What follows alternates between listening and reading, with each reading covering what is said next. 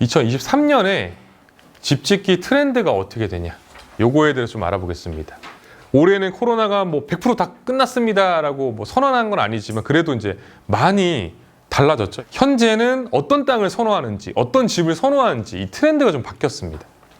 어떻게 바뀌었는지 보면 세 가지 키워드가 이제 회기, 재활용, 수익, 이거는 뭐 계속 나오더라고요. 근데 회기가 어떻게 바뀌었냐? 코로나 전에는 전원주택 부지로 가셨다가 근처에 편의점이 있거나 하지가 않잖아요.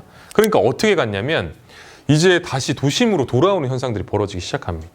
도심에 작은 땅들을 해갖고 협소주택을 지었어요. 도심에 좀 편한 그런 곳에 편의시설 가깝고 카페도 바로 옆에 있고 요 상업거리도 가까운 곳에 요만한 땅, 이게 한 20평 정도 되는 땅을 가지고 이렇게 건물을 2, 3층짜리 지은 거죠.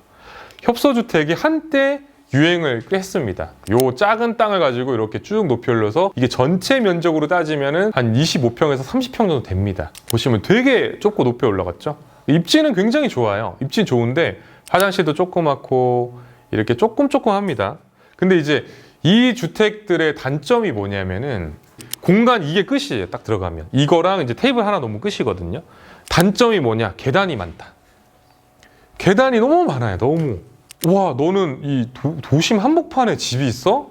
와, 대박이다 할 수는 있지만 이제 그거를 개발하는데 일단은 도심 한복판을 개발하면 이 단점이 뭐냐? 민원들이 엄청나게 들어옵니다. 일단 민원이 정말 많이 들어오고 그 주변에 이렇게 개발하기가 좀 쉽지 않은 부분들이 있고, 도심에는 건축법이 더 까다롭게 적용이 되기 때문에 건물이 많이 잘려 나가거나 실제 땅보다 예상했던 것보다 건물이 더 작아지는 경우도 있습니다. 왜냐하면은 주차장을 지어야 되니까. 이렇게 땅이 이렇게 있는데 건물이 이렇게 다 채워져서 이미 지어져 있는데 이걸 헐고 지으면 이렇게 하고 주차장을 이렇게 넣어야 됩니다.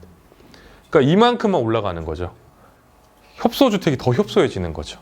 그러니까 서울 같은 데 보면 홍대 막 이런데 이런 건물들이 막 있어요. 땅이 30평이고 건물이 다 해서 40평 막 이런 것들이 이제 매물로 나오는데 그게 10억, 15억 이렇게 나왔거든요. 근데 그런 게 안 팔려요. 왜냐? 계단이 너무 많은 거예요. 특히 언제 이게 인기가 확 없어졌냐? 코로나 때.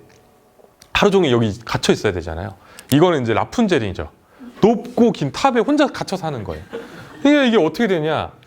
이런 집들은 이제 이거 쉽지가 않게 돼버리는 거죠. 이게 가치가 확 떨어집니다. 이게 에어비앤비로도 막 굴리고 했었는데 외국인들도 이제 입지가 좋으니까 와서 이제 그런 용도로는 그래도 아직도 사용되는 경우는 있어요. 근데 그래도 이제 이 관리라든지 막 다치고 계단이 너무 많으니까 그런 걸 거쳐서 인기가 없어졌습니다. 그래서 어떻게 회귀가 됐냐? 그러니까 옛날엔 전원주택이 다시 일로 왔잖아요. 근데 다시 전원주택이 이 코로나 기간 동안 어마어마하게 인기를 끌기 시작해요.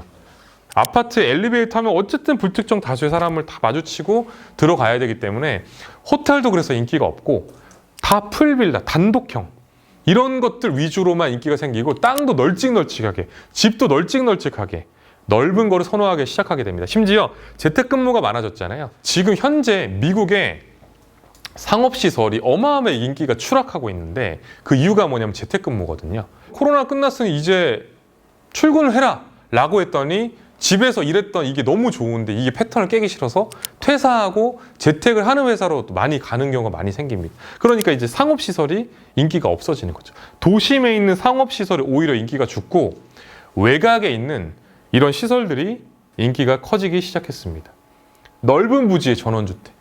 또 아파트도 30평이 원래 4인 가족 기준으로 딱 있었는데 이제 재택근무라든지 아이들이 그 줌으로 이제 수업을 하면은 옆에 누가 페티바람으로 지나가거나 아빠가 이러면 안 되잖아요. 그러니까 어떤 자기 방이 또 필요하고 조용한 공간들이 필요한 거죠.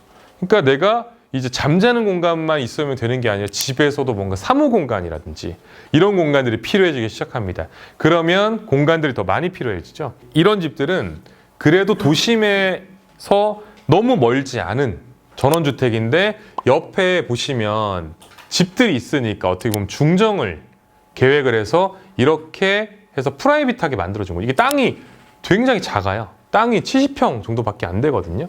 근데 그 계획관리 지역이라 이렇게 해서 프라이빗하게 지은 집인 거죠. 여기 방들도 굉장히 많고 여기는 이제 아이돌 가수 연습생의 집이기 때문에 여기는 춤추는 연습실도 있어요. 거울로 된 방도 있고.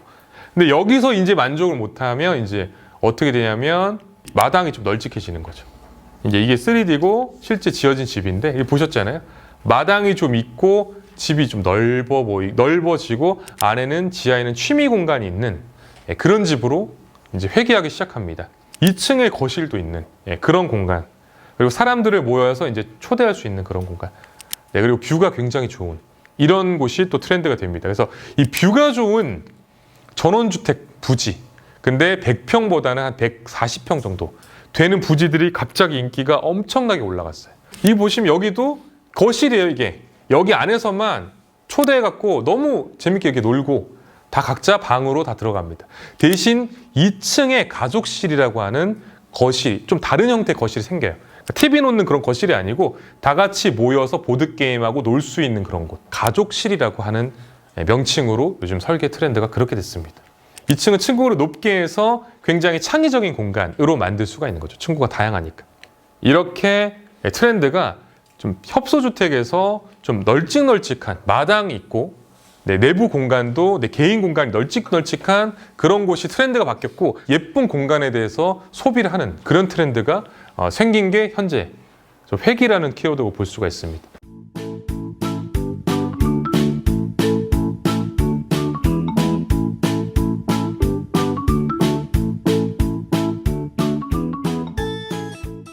여기 보시면 이거 다 떨어져 있고 안에 보시면 좀 더 가관입니다. 그래서 완전 폐가거든요, 진짜. 그런데 이 집이 저희가 설계를 이렇게 해드렸고 다리도 이렇게 설계해드렸는데 이 집이 이렇게 된 거죠. 오픈하자마자 수익을 얻으신 그런 사례입니다. 그래서